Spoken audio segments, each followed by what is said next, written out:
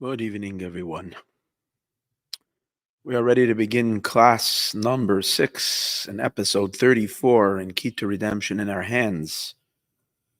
The name of this episode is The World is Holy and Ready for Moshiach. We're getting towards the end of this incredible talk that the Lubavitcher Rebbe said in 1992 about the condition of the world from his holy eyes and from his very deep analysis, divine, godly analysis on the condition of the world. And we're getting to the part where the Rebbe really blows our minds, blows our whole perception away. He completely, flips everything over, because we're used to always looking at the world as negative and evil and dark and so on and so forth. And the Rebbe says, no, that's not a true evaluation. You might see some darkness, but that's all because the world, and he doesn't say it over here, but that's the explanation it's given in other places, where the world is spitting out its last bit of germs, the last bit of impurity that's going onto the surface. Like I said this on Shabbos, when you have a big mess in a room and you're sweeping, so in the beginning the mess is scattered all over and it's messy, but it's not that ugly.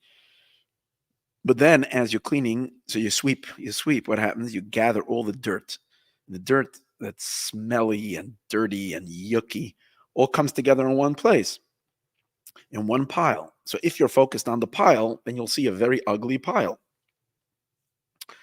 But you realize that the whole room is clean. It's just a little pile of dirt that has to be picked up and swept away. So if to realize that when we see a world that sometimes looks dark and it looks like evil and looks all the stuff, it's just it's an external, superficial something. A superficial element. On a deep level, humanity and the entire world, the Rebbe is saying the physicality of the world is already, because of all the work that we've done in preparing the world as a result of thousands of years of good deeds of mankind and thousands of years of holy mitzvot that the Jewish people have done, and all the work of all the tzaddikim and all the righteous generations have already prepared the world. The world is ready.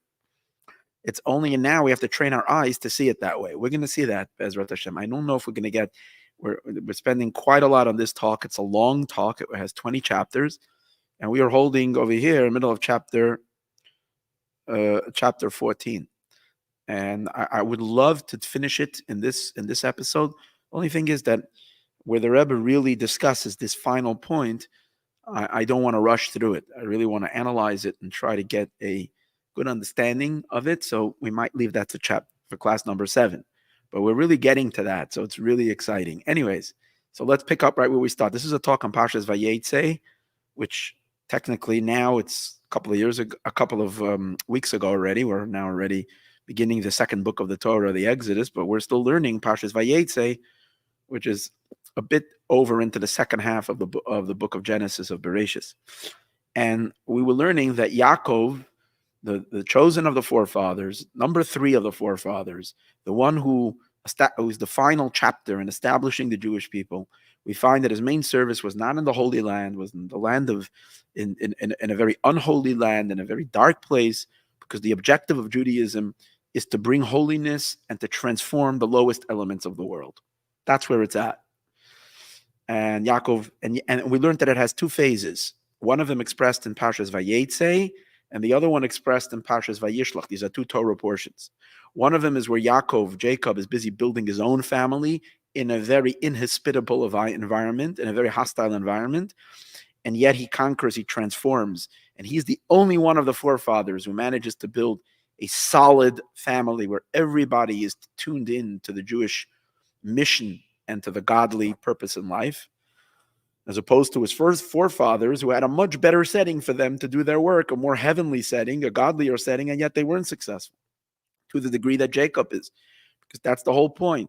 In a very challenging environment, that's exactly where God wants us to bring forth the inner, deepest strength of our soul and accomplish what is impossible to accomplish.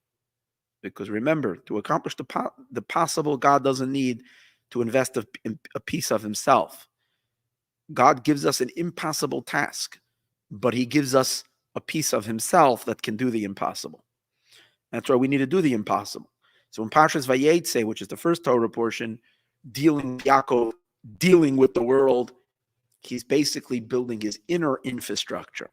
And that represents a Jewish person dealing, because the Rebbe explained in the earlier talks, it's worth listening to the first 5 talks. Same title of this class, but classes number 1, 2, 3, 4, and 5. And over there we discussed that Yaakov's journey is really the journey of our own souls into the material world. Our job is not to escape the physical world. Our job is to go down into the material physical world and to sublimate it. And primarily it means our body. Our physical body has to be elevated, has to be integrated into our divine experience. By what? By using our body, and not just using, by marrying our soul to our body, and together, soul and body together, live a godly existence. Where within our physical existence, we express divine concepts. We live a godly life with a physical body. That means in our lives stop being physical, as the Rebbe says in the talk. Our body, not only is it a vessel for the spirituality of our soul, but it becomes a continuation of the godliness of our soul. And it's the two of them merged together into one unit. And so that's the story of Parshas Vayeitzei, where we're building our inside infrastructure. But then we even have to take it farther. We have to go to the outside world, to the non-Jewish world, and transform the non-Jewish world as well, all the way to the actual material of the entire world. All physicality should be one soaked up with godliness. Everything becomes saturated with pure divine revelation, like it's going to be in the days of Moshiach. That's our work. And that's why in the second portion, Vayishlach, is where Jacob is dealing with his brother Esau, and he manages to get Esav, the wicked person, to turn around and for a moment become his ally, became a good friend. He hugs it, becomes a brother. He hugs him, kisses him. The two are perfectly unified. That's representing the ultimate Moshiach world, where everything that was opposing holiness and godliness is radically transformed and metamorphosized. The whole world is shining with a powerful divine light. That's going to be, that's what Parshas Vayishlach represents. Now, it's interesting that, I find it exciting that I'm giving this class moments before the New Year's Day, hours before. Some places in the world, it's already New Year's. When I say New Year's, I mean what's the secular world of New Year's and the Gregorian calendar, the New Year's. And why is that significant? We have our own New Year's, the Torah New Year's, Rosh Hashanah, because the whole point of the discourse that we're learning over here is the world outside of Torah, the larger world, the world that doesn't count by the Torah calendar, should also be elevated. So this is a good blessing to be learning this. This is a blessing for the world. This class is a blessing for the world. Let the year 2024 be a year, the greatest year ever, the year where the world will finally fully reveal its true inner content, its true godliness. So I'm excited to learn this talk at this moment. I think it was divinely orchestrated that at least someone should be teaching. The Rebbe's words are very powerful. But the Rebbe's blessing to this, the Rebbe didn't even give it as a blessing. The Rebbe just did an analysis of the world and says this is where the world is at. But the Rebbe did say that it's our work to help reveal what he sees already as the reality, to help reveal it, that we should all see it that way. And that's what our learning over here is hopefully going to help open up the eyes of some people, and those people will help open the eyes of others. We're all responsible for each other, and we create a chain-like reaction of seeing the world through the positive eyes of Mashiach. And suddenly we just have to shift sometimes a tiny bit the frame. And what we once were looking at as dark, we suddenly see as bright. And we see completely different. And we look past maybe the outside expression of things, and we realize, why are people saying this? Because there's something deeper that they really want to convey. Maybe they need a little clarity to help to convey it, but they're really crying out that they want to live a godlier life. In any case, so we learned all of this till now. Let's see where we're holding now. So in class number 5, after we discussed the whole work of Jacob, the whole work of Judaism, that from the story of Jacob, and from the founding fathers of Judaism, we see the objective of Judaism as expressed in these two Torah portions. We said that in Judaism itself, this becomes clearer in the later years of Jewish experience. In the earlier times of Jewish life, the emphasis was not so much on the purification of the physical environment. People were more obsessed with heaven, with the spiritual worlds. The idea that the ultimate desire of God is to make the physical holy, and we shouldn't want to run to heaven, but we should want to care about what the experience is on the street.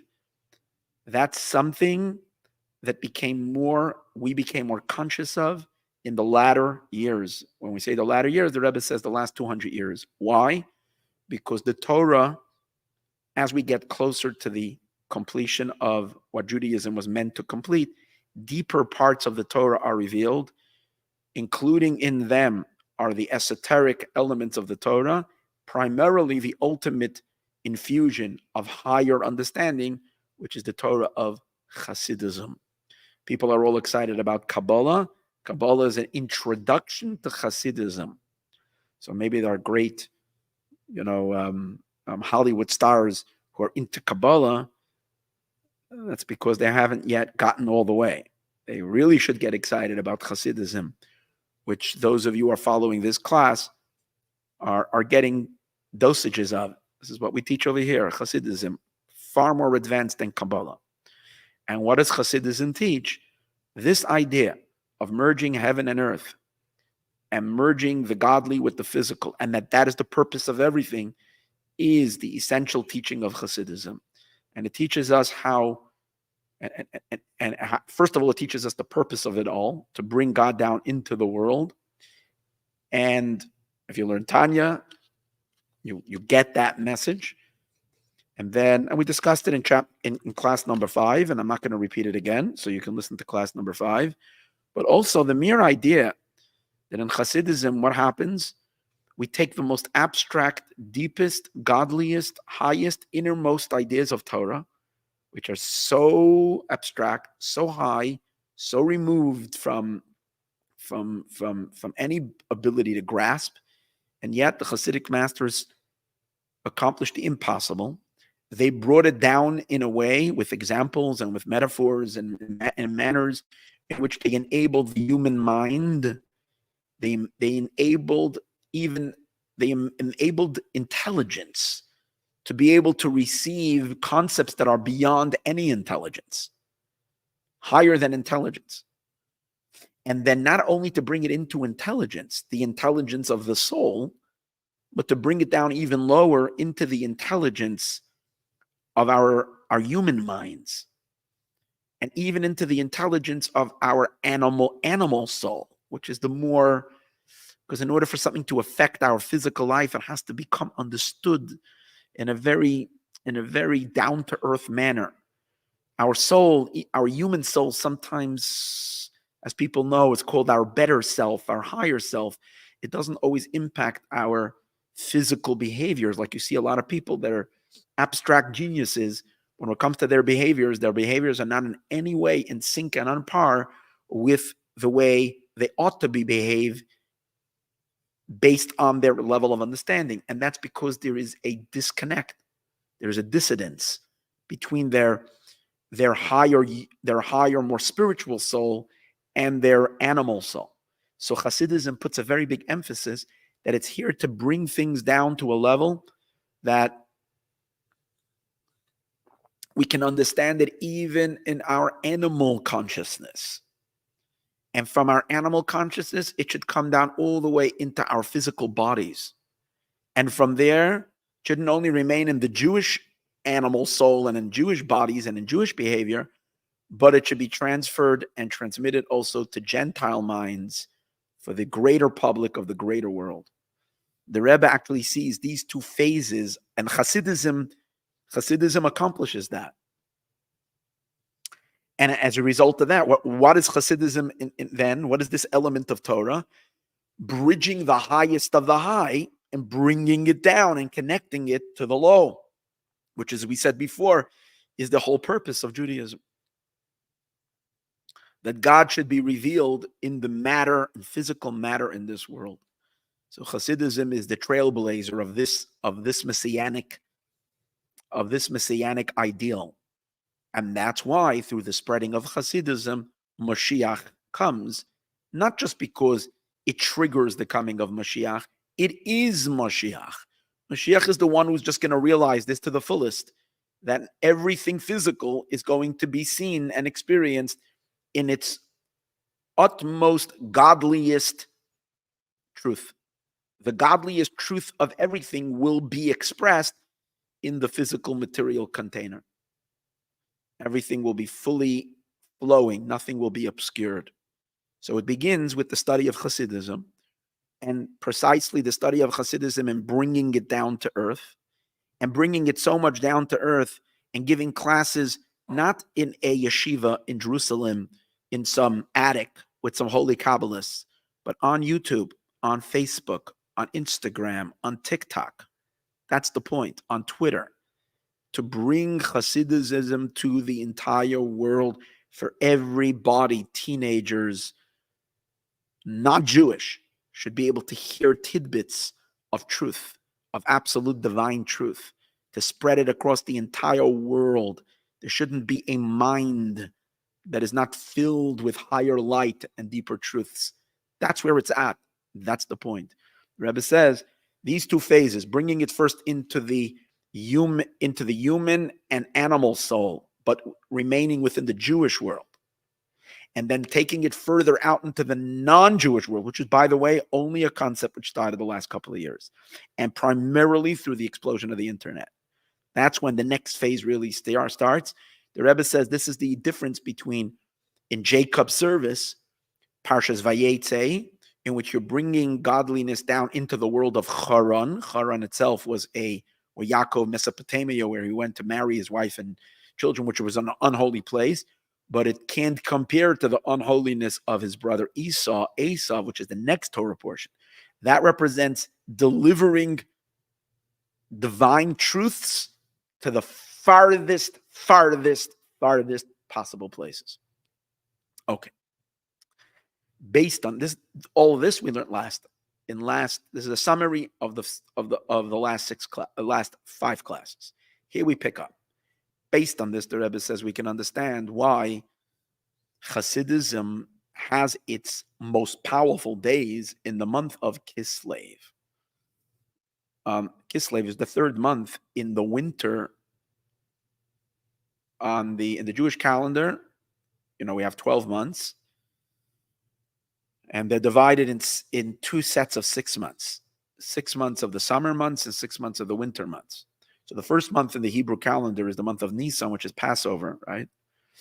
The 7th month, which begins the second set of the 6 months. There's 2 sets of 6, 2 rows of 6. So it starts.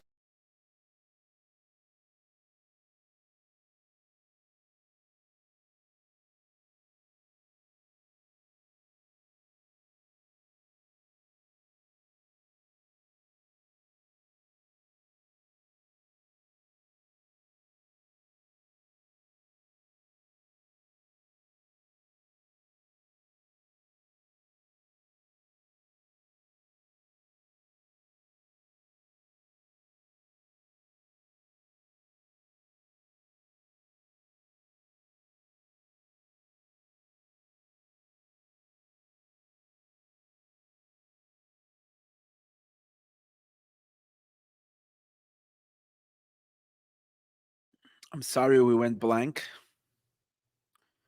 Okay, but I'm glad to. I hope we're back on. Hope everything is still moving. Yep, for somehow it seemed like the internet decided to check out on us. But okay, we're here. I'm continuing. Okay. So the second 6 months begin with Tishrei, which is when the high holidays come out, Rosh Hashanah.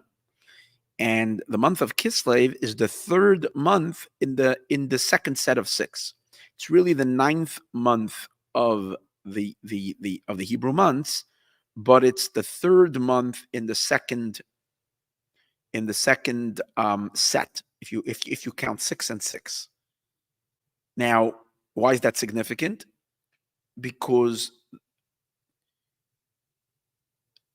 in the first set, in the set of 6 months beginning with Nisan, which is Passover, the third month is very significant because the third month is the month in which the Torah was given. Torah was, and the sages tell us that it was given on the third month. That's on purpose. It wasn't just random.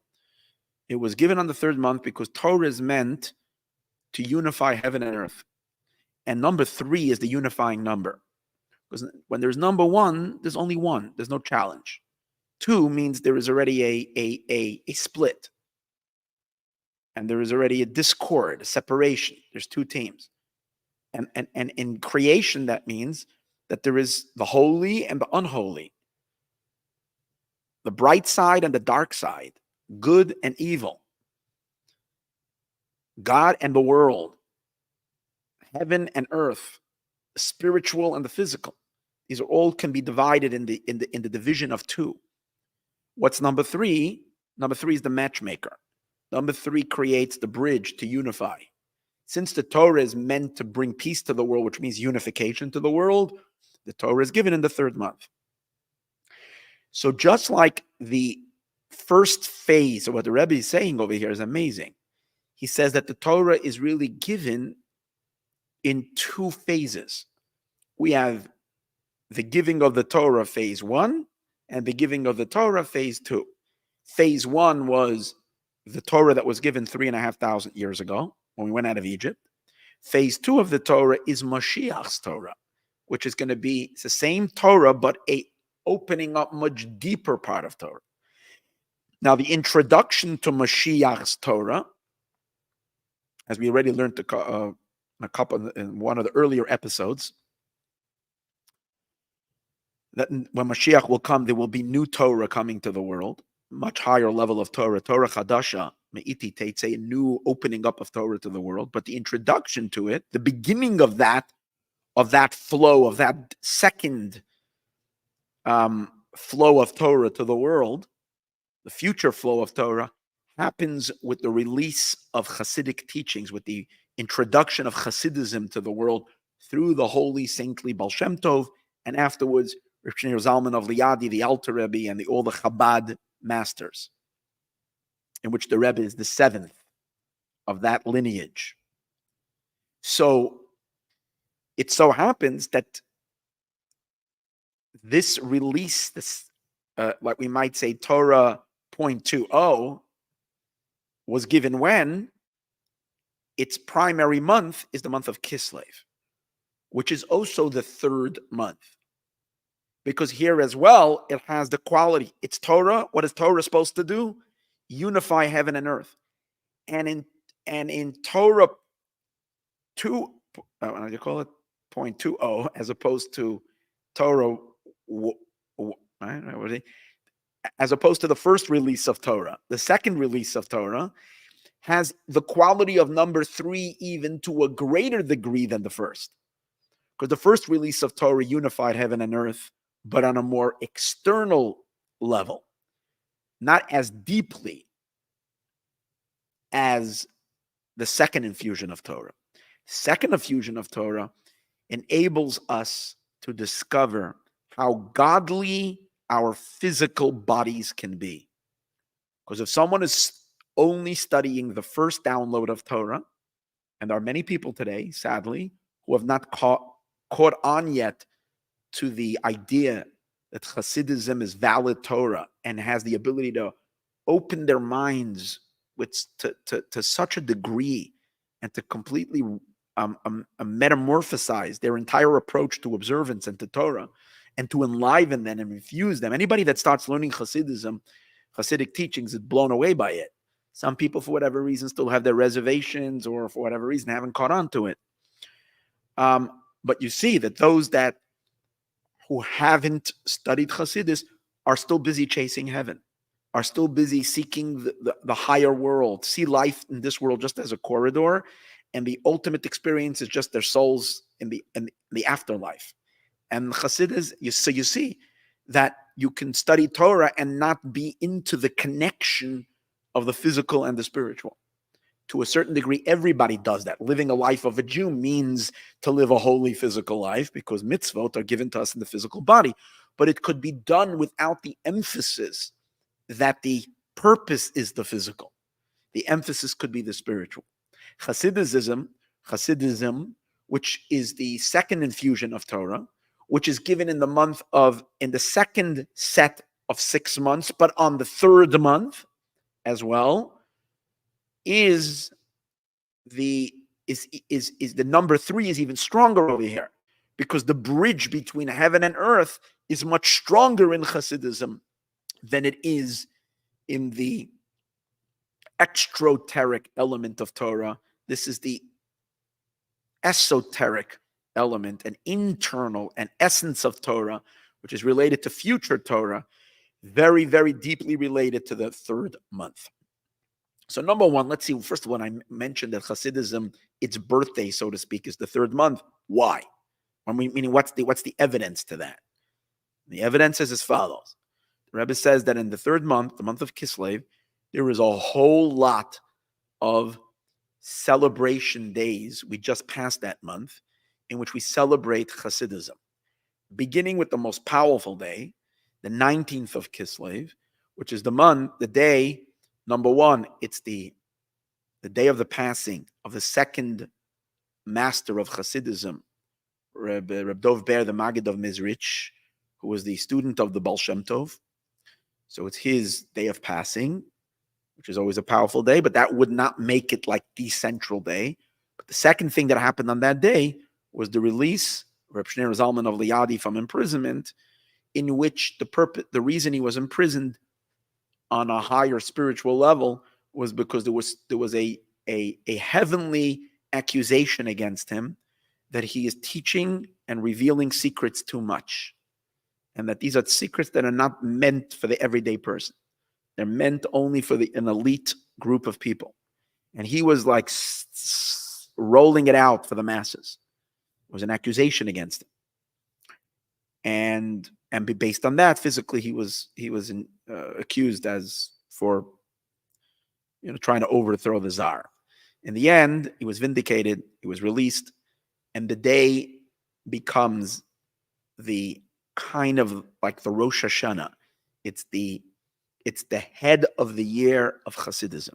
That's the day that everybody celebrates Hasidism and this Torah, because what really happened was that God, that's from heaven above, they gave him the green light to go ahead and teach and to continue downloading, and not just to continue, but to increase the download. So that's a very important day. It happens in the month of Kislev. A few days before that happens on the 19th of Kislev.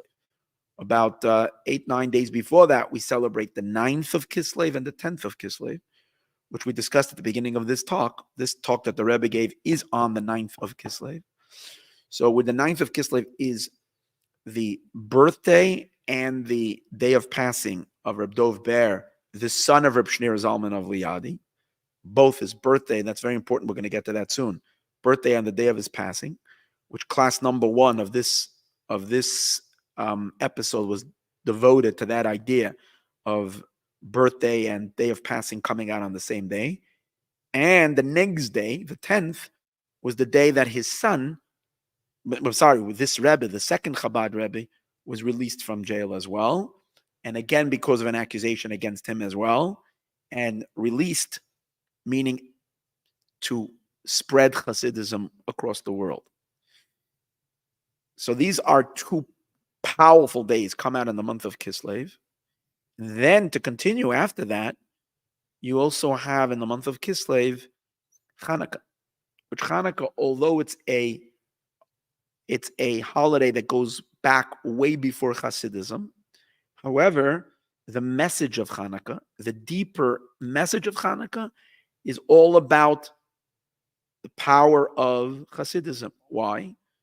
Because the secrets, the Torah is referred to various different things analogous to various different, like what Torah is called water, Torah is called bread, Torah is called wine. We have various verses. Torah is called oil. So the Zohar says that the highest secrets of the Torah are called the oil. So Hanukkah, what do we commemorate with the jug of oil? So what is it really referring to? The highest, deeper secrets of the Torah. What do we do in Hanukkah? We create light. We illuminate the oil. We take the oil and we light it up. We light those lamps. But where do we light them? Not inside our homes. We light them to the door, to the window, and out towards the public domain, to the street. What does that mean? So it's Hanukkah really is the idea of Hanukkah is taking the highest godliness and flooding the world with it all the way without any limitations, going out all the way into the dark, dark streets. Not just the street after dark, representing and not just the regular street, but the public domain, where everybody's there, where there's no differentiation. Bring the holy lights of divine wisdom indiscriminately out into the street. That's Messianic. So you have the entire month of Kislev, which is filled with this theme. So now the question is, we understand Kislev is the third month. But why are we choosing the third month of winter over this third month of summer?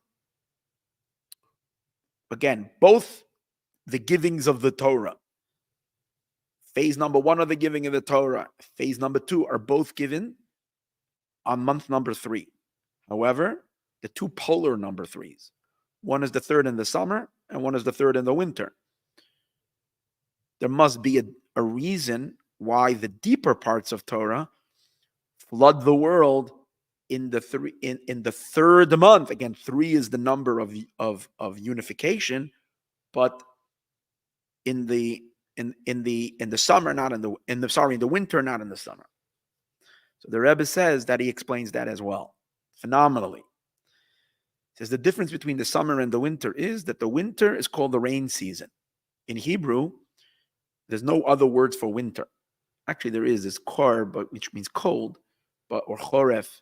But really, winter in Torah language, in the sages, it's referred to as Yemei Hagshamim, Yemos Hagshamim, the days of rain.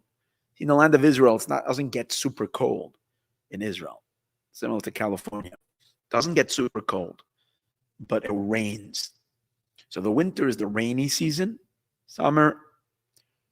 And in our prayers, we differentiate. In the winter, we pray for rain. In summer, we don't pray for rain, but we do mention dew. And which is a certain moisture that comes down, right? Even in the summer. Now, what's the difference between the dew and the rain? This is the point. So that difference is really emphasizing the difference, the dynamic between summer and winter. Dew is something that comes completely from above. There's nothing below that contributes to dew. It just comes from above. It's a moisture that comes from the sky. Rain, although rain also drops from the sky, but the clouds are formed first by a mist and a vapor that comes up from the earth. As it says in Genesis, right in the beginning, in Bereshis, it says Ve'ed Yalam and Aretz, that a vapor rises from the earth and it goes up and then it forms into clouds, and then the clouds get blown around by the wind wherever it's meant to rain, and the rains come down. What does that mean? So that's a phenomenon. That's a natural phenomenon. But every natural thing, every element in nature has meaning. What's the deeper meaning between winter and summer? Where winter, the moisture comes from below and rises up and then comes down. And in the summer, there is a moisture that comes directly from above. The difference between the two is as follows. How much is God doing on his own, and how much are we participating in? Summer represents the whole concept of summer is less work on our part. It's more how God sets creation into motion, and we stand and we are recipients of the divine blessings. Generally, the 6 months of summer are easier in the sense that God says, let me do, you be a recipient of my blessings. Winter, God says, I want you to partner up with me. I want you to contribute. Let's see what you can do. And this is emphasized in the fact that if we want water, we're going to have to participate. What does that mean? The moisture is going to go up from below. And now you say, well, we don't create the rain. Yeah, but it comes from earth. And actually in Genesis, when it describes the first time it rained, it says over there that there was no rain. And the verse says the reason there was no rain was because there is no human yet to work. The Adam ayin lavidas Adama. Since there is no human yet to work the ground, work the earth, to plow, to sow, or to do. So therefore there was no rain. So what do you see from here? The Torah is hinting to us, the verse scripture is hinting to us that rain is the blessing of rain is associated with our work, our whatever it is, our service, our deservance in God's eyes. So how does that even play a role in everything that we're talking about? It's very, very important. Because the way God created the world is that heaven is filled with his light. And as you come closer to earth, it gets darker and darker and darker until we get all the way down to earth. There is no godly revelation.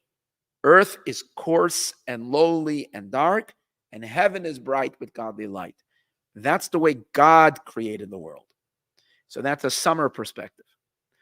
But then there is the winter perspective. What's the winter perspective? God sends our souls down into the world and now says, now it's your time to do something. I made heaven holy. Your job is to make earth holy. How? I'm giving you a piece of heaven. I'm putting it into your body. And by you digging deep, deep, deep, deep, deep into your heavenly soul, till you find, like we discussed earlier, get to the very, very strength of your soul, your essence of your soul. From there, you're going to have the strength. Number one, not to be persuaded by the darkness, by all the material, physical concealments and darknesses and gravitational pull that sometimes the earthiness pulls us down. You're going to have the ability to prevail over that gravitational pull, to dominate your spirit over matter, your soul over your body. And not only that, but you're going to have the ability to infuse spirituality and godly consciousness and spiritual mindfulness into everything that you do until the physical world itself starts to become more refined, until you uncover the godliness that is buried in the material and matter itself. So the job of sublimating the material world is the work that God gave us. It's our work. So it's more of a winter exercise, not a summer exercise. Winter meaning the rain time, where we need to produce something, our service, and it reflects in the physical dynamics of rain, is that below the physical world sends up the moisture upward, the water goes up, and then but what happens? Goes up to heaven, and it stimulates heaven to pour heaven down on earth. Once the waters, now the Rebbe says, let's take a look what happens to these waters. First, we send something up, which means it represents all of our toil, our efforts, and our work, which is like we discussed by Jacob, how difficult it is when he's going into the darkness. It's like he's going to have to fight for his soul. Each and every one of us are going to have to fight for our spiritual selves. You can't expect it just to happen automatically that I'll wake up and I'll feel like an angel. It doesn't work that way. One is going to have to overcome selfishness. We're going to have to overcome ego. We're going to have to come all the indulgence and all the pitfalls and all the darknesses in which depression and sadness and all the heaviness that physicality creates, all the anti-godly things that it creates. And yet we have it. We have the ability to do so. And we work and work and work. So we create the energy that we do our little bit. We don't do that much. We do a little bit, but the little bit we do then later rises upward and gets God to participate. And then God participates and he sends down his blessing. And powerful monsoons of rain come down. Storms come. And what happens with the water, the Rebbe says, that comes down? It soaks the earth. Just the other day, I was caught in a rainstorm yesterday, actually, was Shabbos here in LA. It rained all night long. This is our rainy season. And then I went, in the morning, I went to go to the mikvah. There is a Hasidic custom to submerge in a bath of water. Shabbos, really, if you could go every day before prayers. It's a ritual type of a bath. So I went to the shul, the place where the mikveh is, and I went. Sometimes you get fooled. So it stopped raining, and I said, "Oh, perfect." And I left. I was far enough from my house to think that I'm safe. And there we go. It came down. It didn't come down that bad, but when I was on the way home, it's a couple of blocks away. Whoa, did I get a drencher? It was a very nice, kind man who loaned me his raincoat. I didn't take a coat with me. And he said he lives a block away. He's not going to get too wet. You use my coat. And I used it. But I came drenched even with that. And I say, water, it comes down, it can soak. And the earth, literally. So I tried, they have terrible drainage here in Los Angeles. Terrible.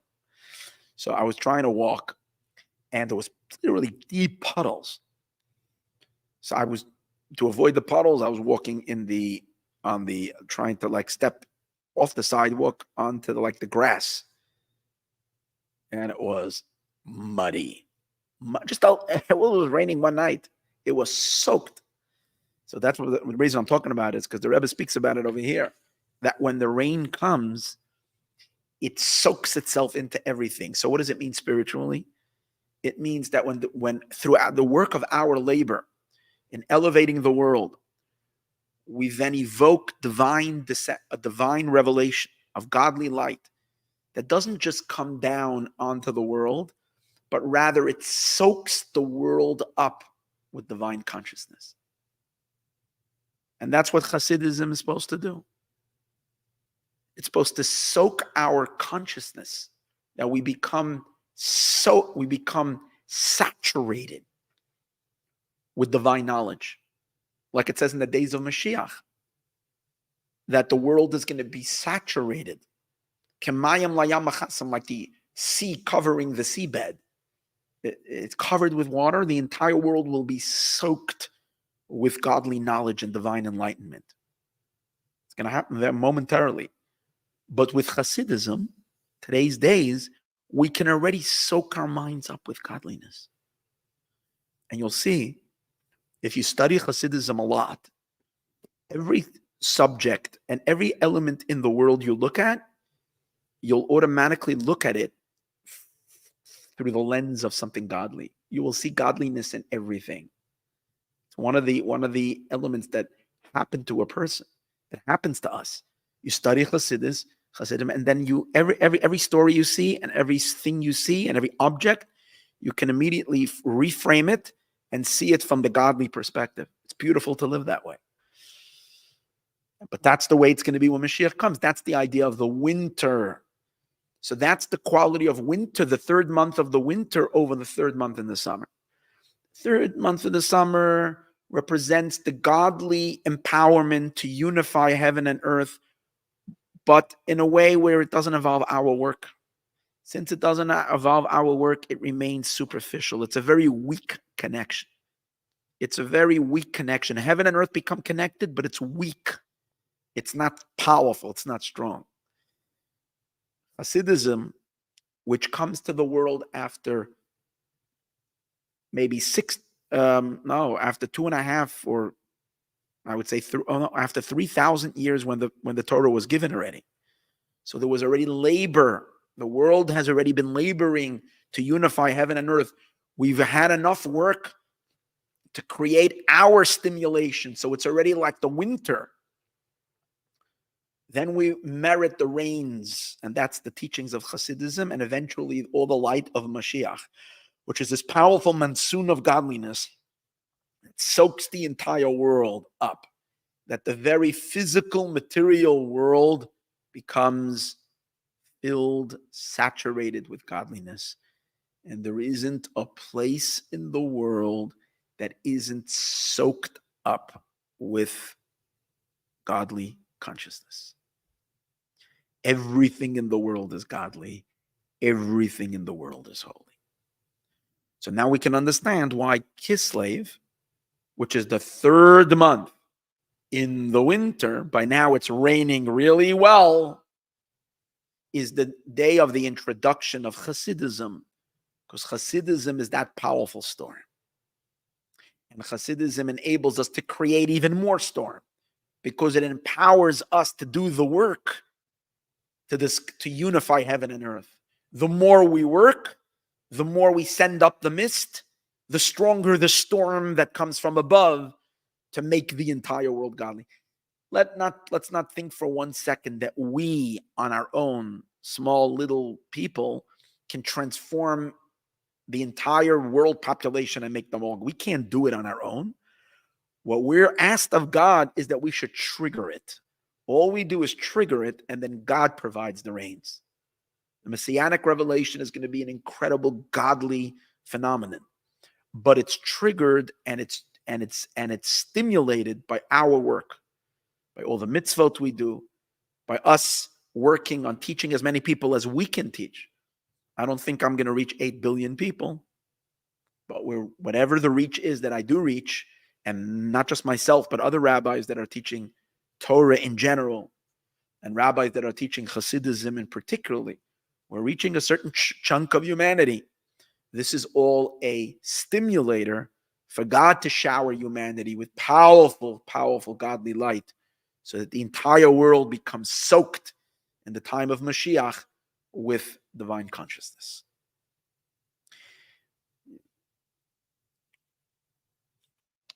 And with this, he says, it's also hinted to in the name of the month Kislev.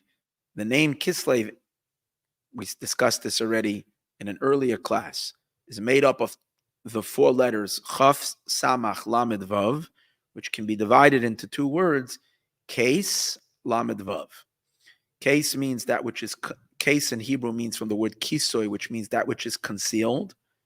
Lamed, Vav is the same, which is the numeric value of 36, which spells the word Elah, which Elah is the ultimate means in Hebrew, these are, which means complete revelation.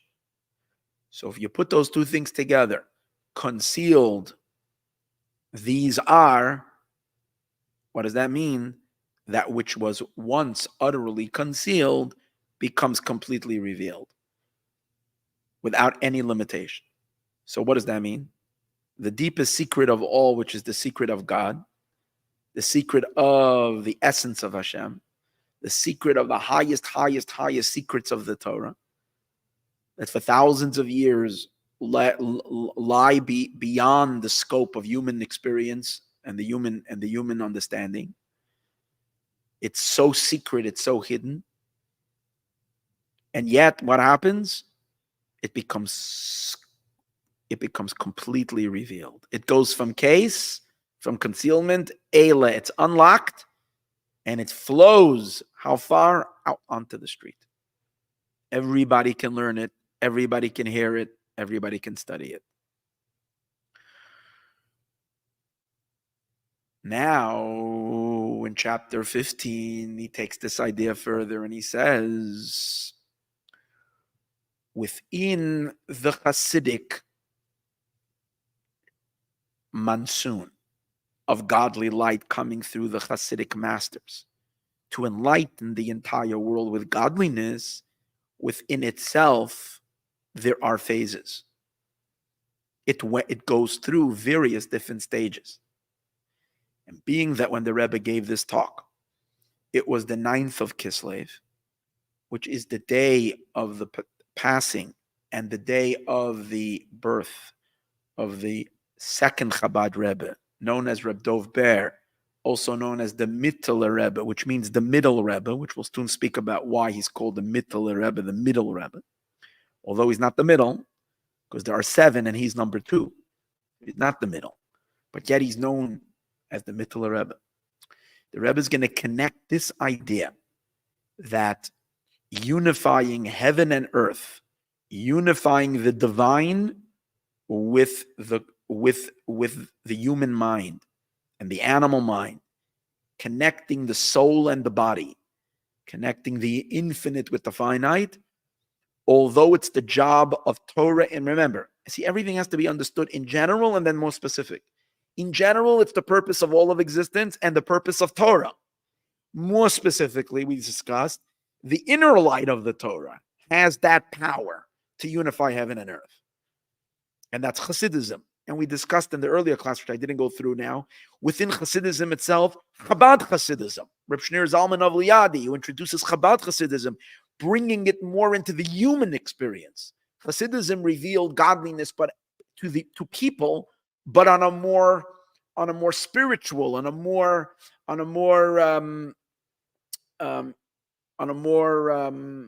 above human experience. But Chabad Hasidism emphasizes the ability to take it with our human minds, with our understanding. Now the Rebbe takes it a step further, and he says the second Chabad Rebbe, the one that we are referring to, Reb Dov Ber, accomplished this to a much greater degree even than his father, Reb Shneur Zalman of Liad, the first Chabad Rebbe. Because, and even though he says it's hard to differentiate between these great luminaries, but still each one of them made their contribution. They're building one on top of each other. What Reb Shneur Zalman of Liadi did was he was able to magically take the infinity of God and capture it into a philosophy that can be studied. That's why one of the great Hasidic masters, a colleague of his, said, when he saw the Alter Rebbe's book of Tanya, I think it was the holy Rebbe Vayeitzei of Berditchev, one of the great Hasidic masters. He saw the book. He says, it's completely incomprehensible, he said, how the author took such a big God and put him into such a small book. That's the beauty of Tanya. You open up the pages, you come face to face with God. It's unbelievable. So that's what he did. However, the teachings of Reb Shneur Zalman of Liadi are more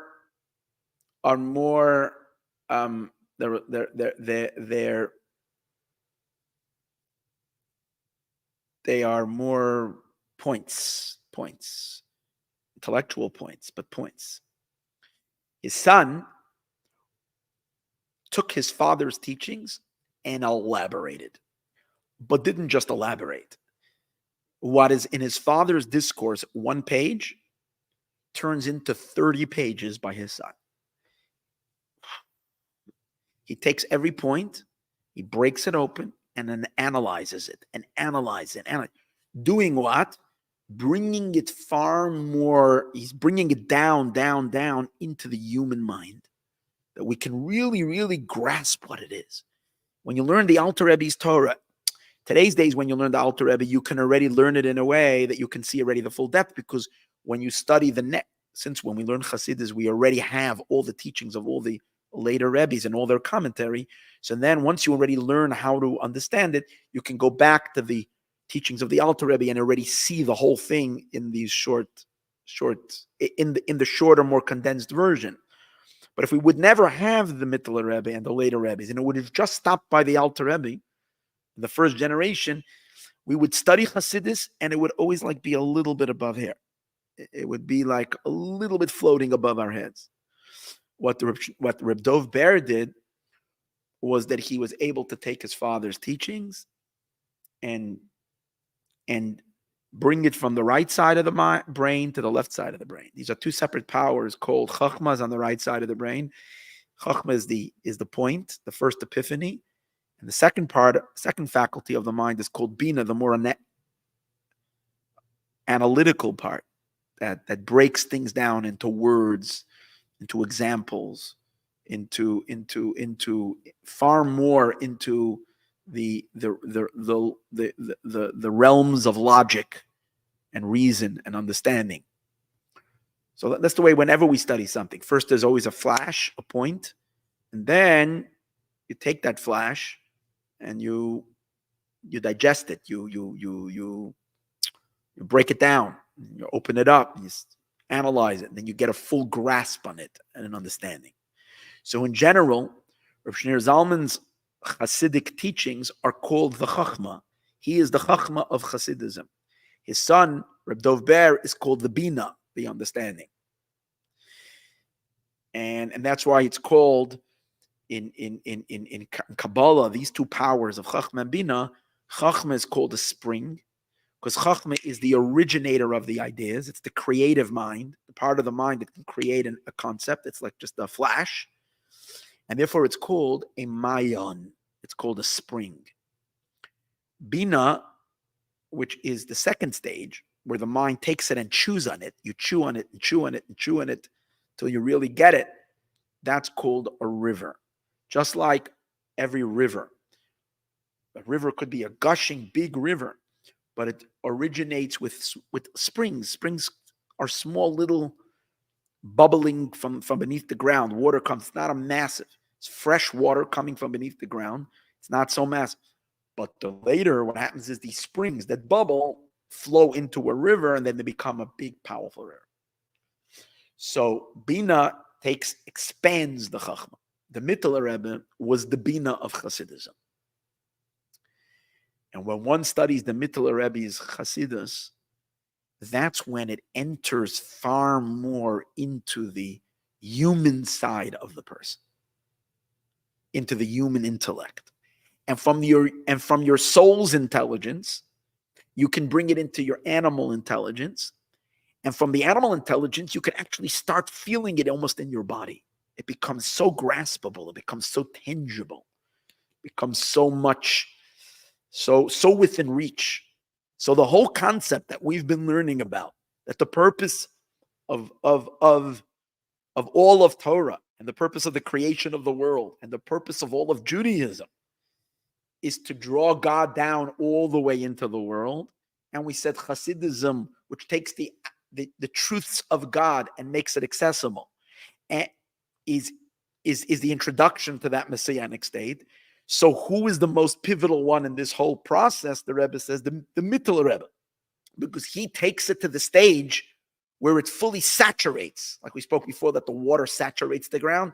It saturates the person. It makes your mind like, if you can say, like spiritual mud, that the entire person becomes drenched with godly knowledge, which is amazing. A couple of weeks ago, we studied a mimer from the Mittler Rebbe. It took us 6 classes. Each one was about 3 hours. I think it was 5-6 weeks.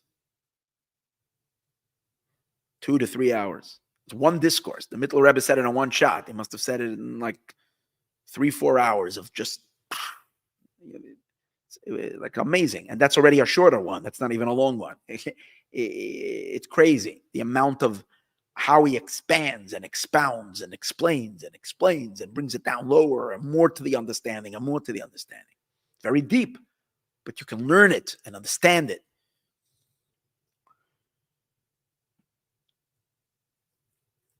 Now, he says,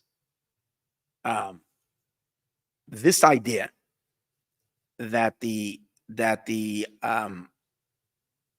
through the Bina, the attachment of the godly to the human experience, and then eventually even into the human body, was affected by the second generation of Chabad Rebbe, of Chabad teachers, by Reb Dov Ber, the second Rebbe, can also be further illustrated by something that was said, the Rebbe says, by the third Chabad Rebbe, the successor of the Mittler. The Mittler Rebbe wasn't Rebbe for so long. I think it was like 15 years. Or maybe less, maybe 13 to 15 years. His father passed away. He took over, but he passed away pretty young. He was in his 50s when he passed away. But those 15 years, well, boy, were they rich. They were like unbelievable. So when he passed away, the next Rebbe, known as Rabbi Menachem Mendel, or known as the Tzemach Tzedek, said about his predecessor. His predecessor was his father-in-law. It was his uncle and also his father-in-law. Because he married, the Tzemach Tzedek married his mother's brother, his first cousin, his mother's brother's daughter. Now, his mother's brother was the Mittler Rebbe. He had a daughter. Tzemach Tzedek married his first cousin. So the third Rebbe said about his father-in-law, his predecessor, he said, my father-in-law was pure Chassidus. His life was Chassidism, which means divine knowledge. He says, if you would cut my father-in-law, he wanted to bring forth how he breathed, his life was pure Chassidism. He said, if you'd cut my father-in-law's finger, blood wouldn't come out, Chassidus would flow. He was basically saying that this was literally his life. So,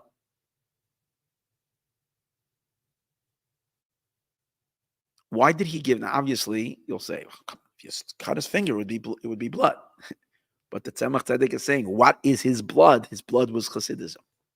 Because he saturated his body so much. But why is he referring? Here's the question. You want to say that he lived Hasidism, why say his life was Hasidism? Why emphasize the blood? If you cut his finger, the blood. Because that's the whole point. The whole point is that it should not remain in the abstract. It shouldn't remain in the realm of life. Matter, physical matter. When Moshiach comes, our blood will be divine knowledge. That's what's going to circulate inside of us, just the knowledge of God. Because all of the physical world will be divine knowledge. The Mittler Rebbe was just ahead of his time. He lived the messianic, the ultimate messianic level 200 years before Moshiach came. He already managed to bring godliness into his body so much that if you cut his finger, blood will come out, Hasidus would flow. Now, it wasn't only regarding him. The Rebbe brings in the footnote. There are two statements. See, in the days of the Mittler Rebbe, during his, what we might call reign, when he was the Rebbe, it was because he spoke Hasidism with such expansion. His Hasidim were all soaked up with Hasidism, even more than in the first generation. This is already the second generation of Chabad Hasidism. And the Hasidim of the Mittler Rebbe were known. They would just spend hours and hours and hours in meditation and soaking it all up. So the Mittler Rebbe said about his Hasidim, he said, I wish, if you want to know what me as their teacher, what's my wish?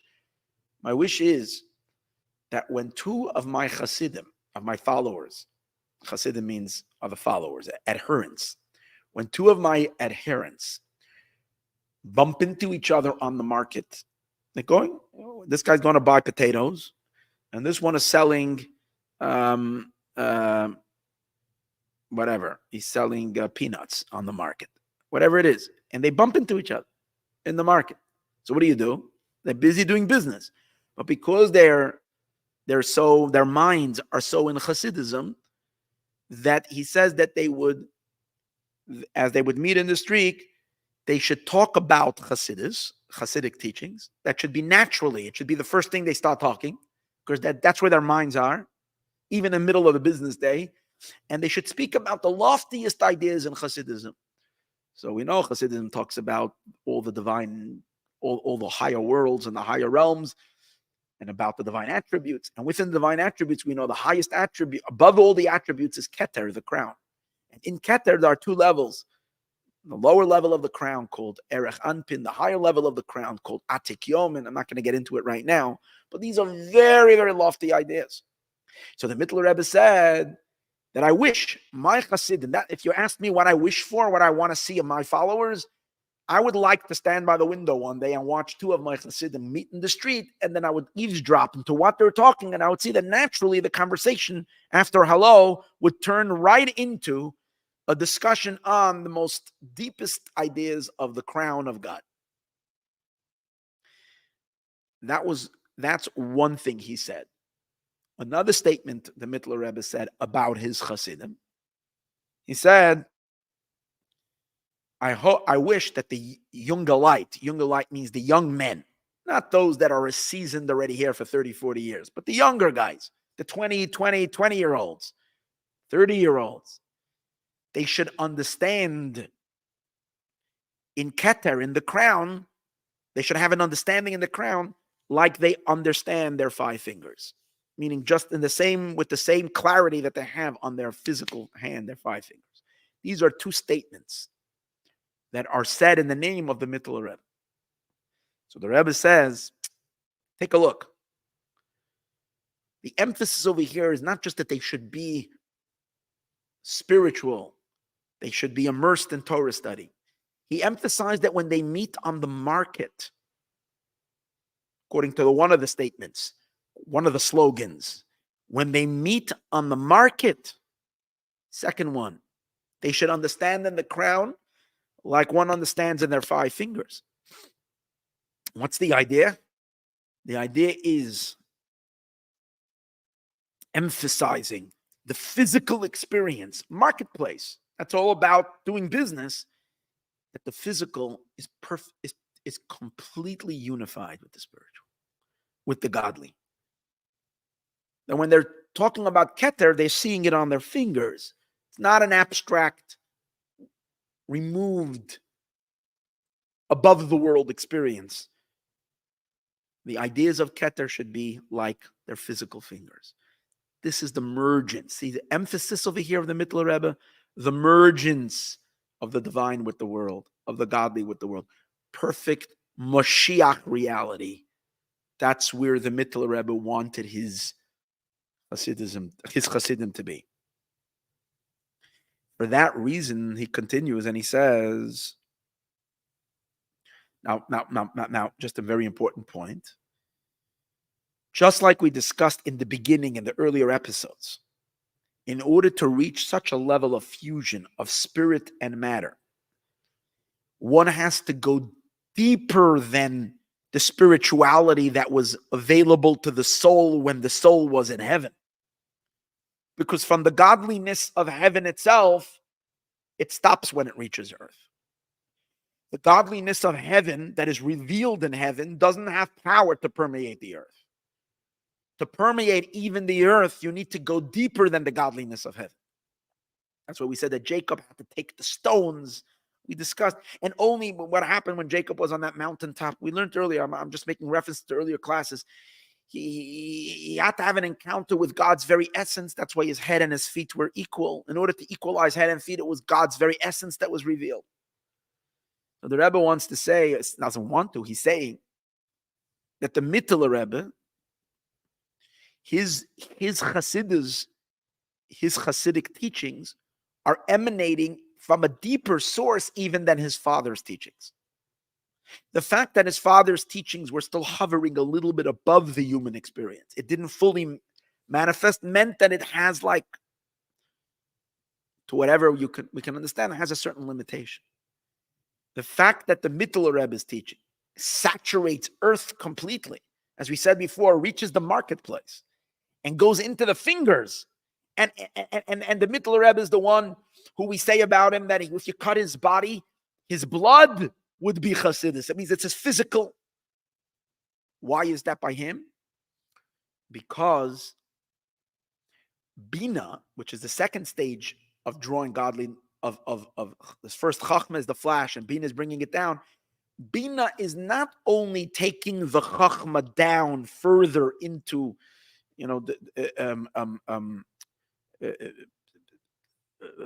this dissecting the concept, opening it up.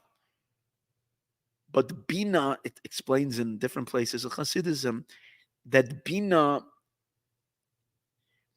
is a power that reaches into a deeper power in the soul, a higher power than with a creative mind. In other words, the analytical brain is plugged in the soul deeper where the creative mind is. So it's really interesting. Even though the creative mind, the power of creativity is what presents the analytical mind with a seed, and all the analytical mind does is it breaks open that seed. So therefore you would think that the power for analysis is in a sense only secondary to the power of creativity. But again, this is a whole discussion in Hasidus, which I can't get into right now, but it is explained in different places that the power to analyze, the analytical power, is a deeper power than the creative power. It's rooted deeper, and that's why it has the power to take a hovering concept and bring it all the way down.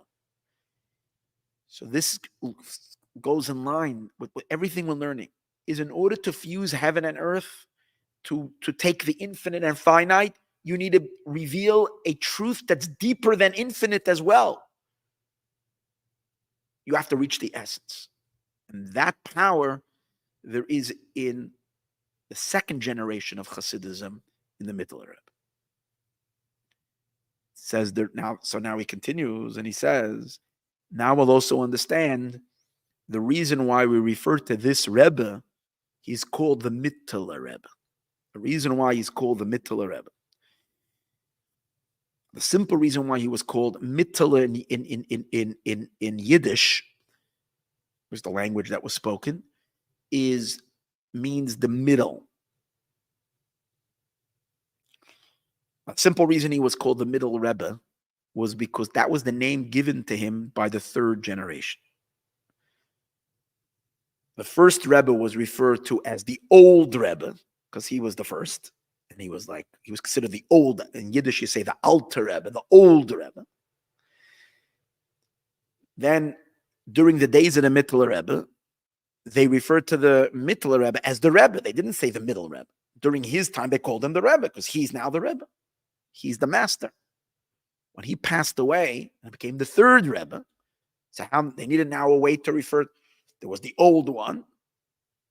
Instead of saying the previous one, the second one would have been the previous. They called him the middle one because he's the middle connecting the first and.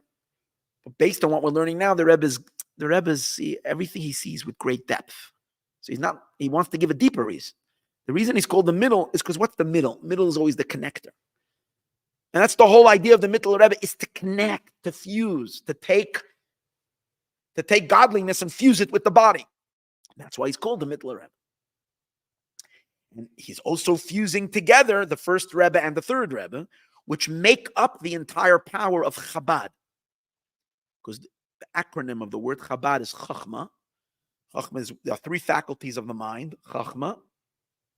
There is Bina, which is understanding, which is the Mittler Rebbe's quality.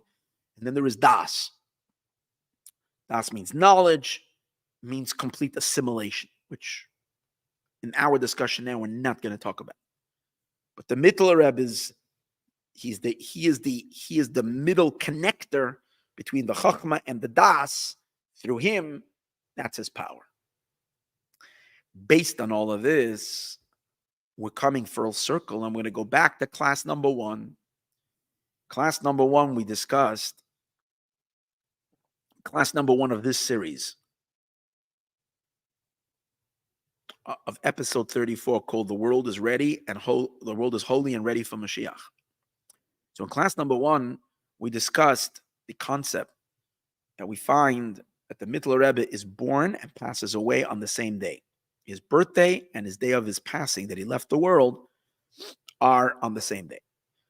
And we said, why is that? And it seems like that's something very special. The sages say that the very great righteous people, the saintliest of people, that happens to. Moshe had that quality. He was born and passed away on the same day. And the Mittler Rebbe is that Rebbe. And the Rebbe said, what's so great about it? The Midrash says it shows a certain perfection. that their years are perfect. Just like Midrash says, just like their souls are perfect. What's a righteous, a saintly person is someone who reaches perfection. So therefore, their life is also perfect. There's nothing sticking out. When you're looking at their life, you see perfect years, full circles. Like I said, New Year's now, the beginning ends. It's the beginning of the year. Imagine someone is born on January 1st and it passed away on January 1st. So it's always easy to remember their birthday, their passing. It's always the same day, right? It's always the same day. It's perfect. It fits with the calendar. I have a daughter who was born in the year 2000. So she's always so easy for her to remember. Remember her age. It's always easy for us to remember because 2000. So she follows along. She's synchronized with the calendar. So you say on the Mittler Rebbe that what that his years are perfect. So, but the Rebbe asked the question at the beginning. We're talking about the perfection of a tzaddik. That's totally, utterly spiritual. Does it make sense to say about a tzaddik, they're so perfect that their nose is perfect? Okay, it's nice to have a nice nose, but what does it have to do with perfection of a tzaddik? A tzaddik is no less of a tzaddik if he doesn't have such a beautiful nose. So the perfection of the years it seems to be superficial. Based on what we were learning, and this is the whole theme that we're learning, and we actually gave the answer already then, but now we'll understand why it applies to the Mittler. The beauty over here is as follows. The ultimate objective in Judaism is that every perfection that there is in the divine and in the spiritual should also manifest itself in the physical. That the physical and the spiritual should not be two different worlds. They should be perfectly aligned. They should be perfectly synchronized. And the physical world should be not just a vessel for the spiritual, a perfect vessel, but it should be a continuum. It should be one continuous stream of godliness. And if it's perfect, if someone attained spiritual perfection, their godliness of their soul is in a perfect state, the ultimate is that perfection should flow completely into their physical life.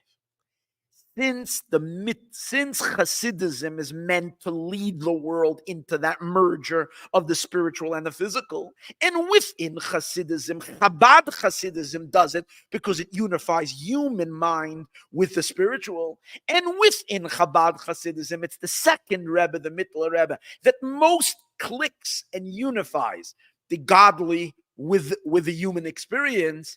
That's why it makes sense that by the Mittler Rebbe, out of all the Chabad Rebbes, out of all the tzaddikim, by him, this idea shines with such clarity that his spiritual perfection manifested that in his physical life, he's born and he passes away on the same day.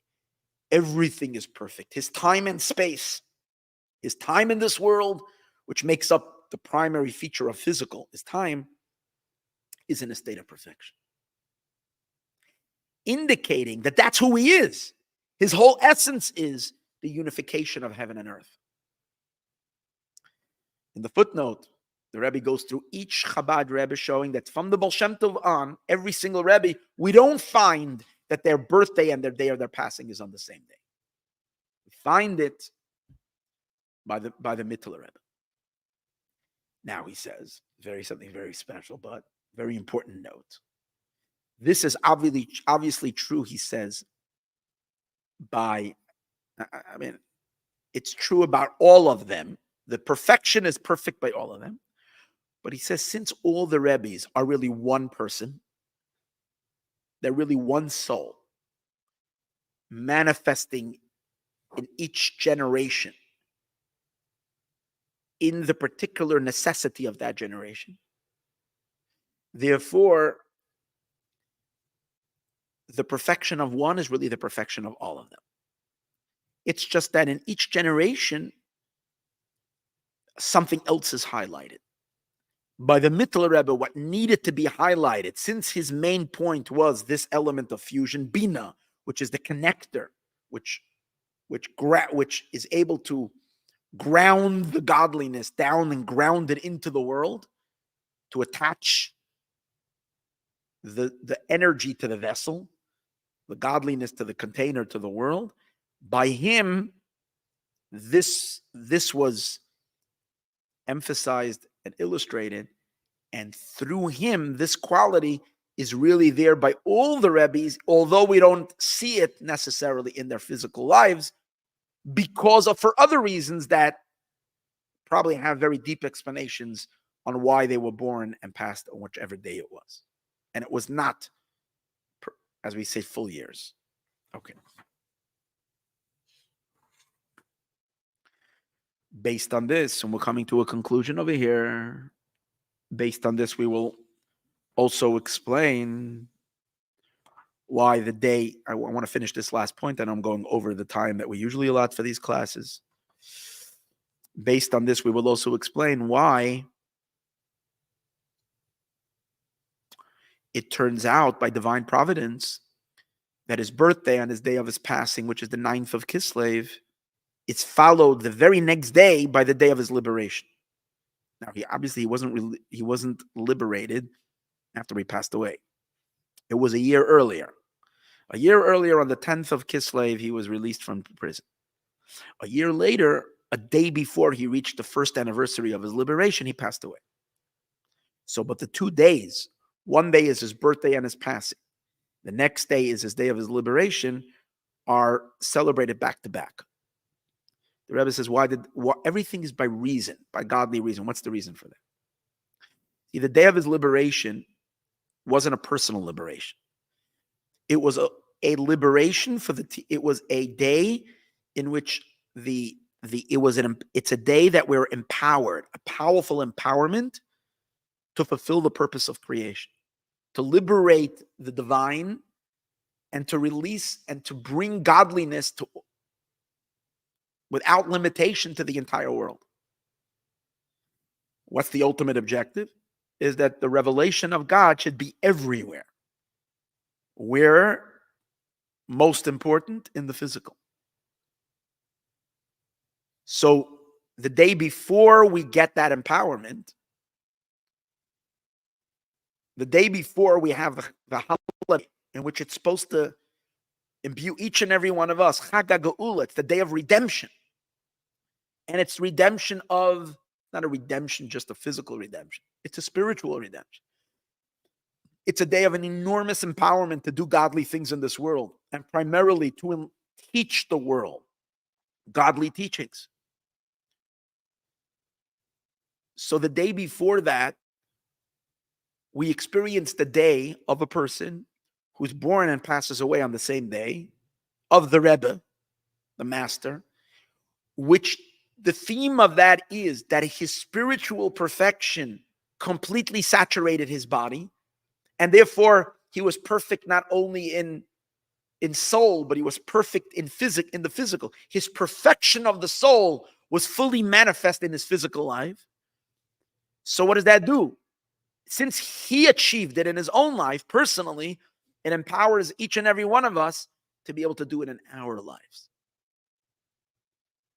That we should bring this knowledge, that it should become almost physical knowledge. Our knowledge of God should be like in our fingers. It shouldn't just be, it should be like they have a word for it when they say like almost like a physical memory, or like there's knowledge that goes into the body. The body knows, not just not the mind.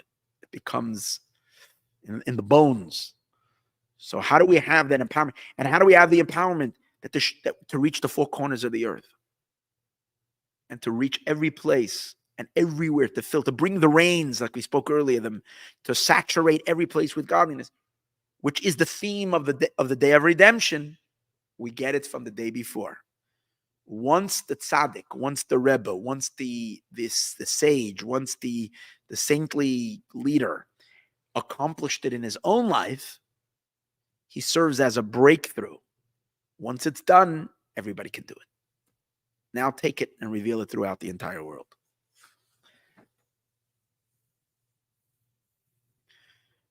To add to that, I just want to conclude chapter 17. He says, the year the Rebbe spoke this talk, the 9th of Kislev in 1992, the 9th of Kislev fell out on Shabbos.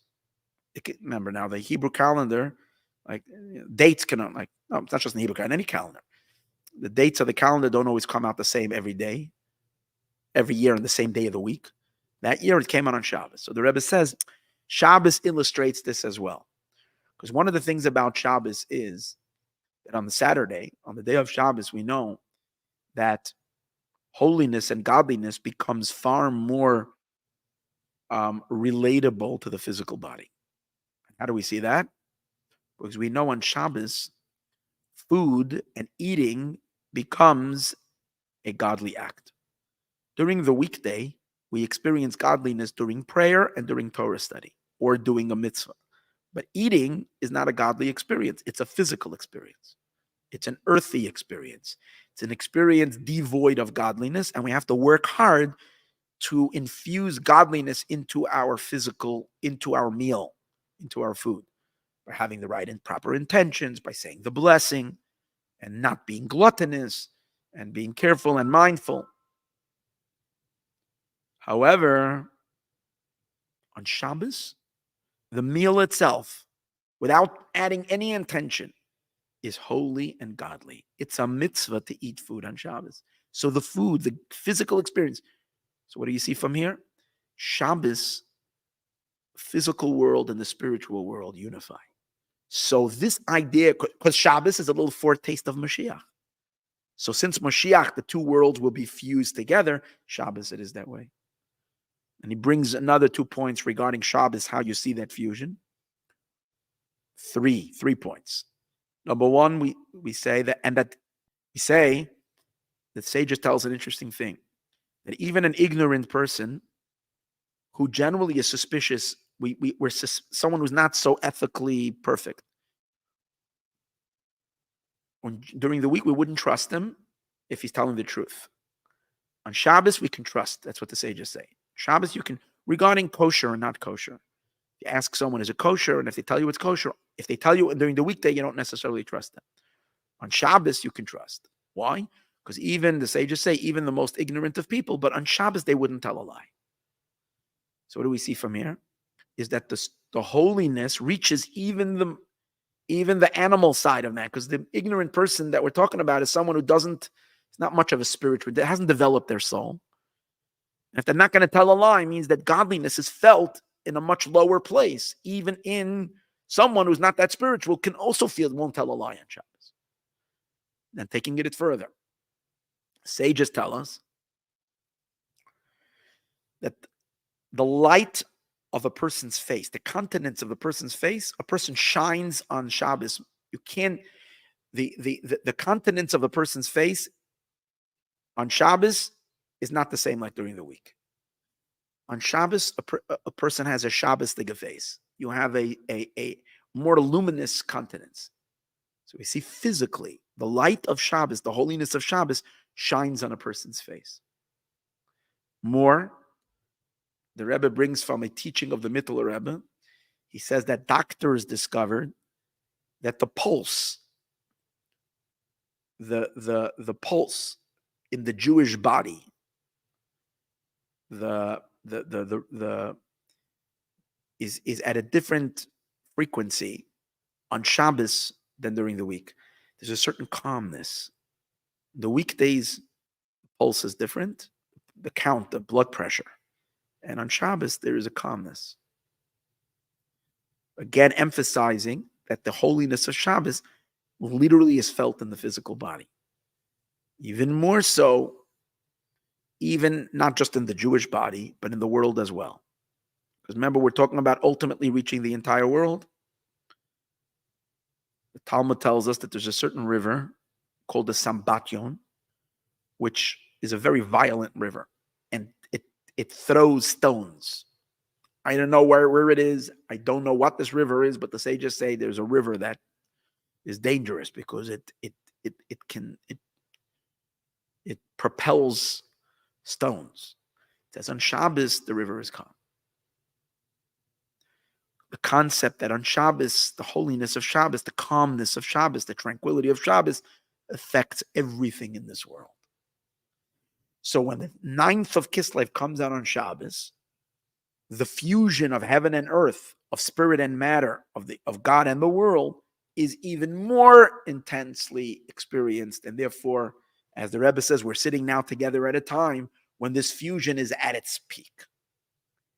Based on that, in the next class, chapter 18 and 19 and 20, we're going to reach the ultimate reason why we learned this everything over here was important, but the next piece is incredible, where the Rebbe is going to say something about the world, about the messianic state of the world.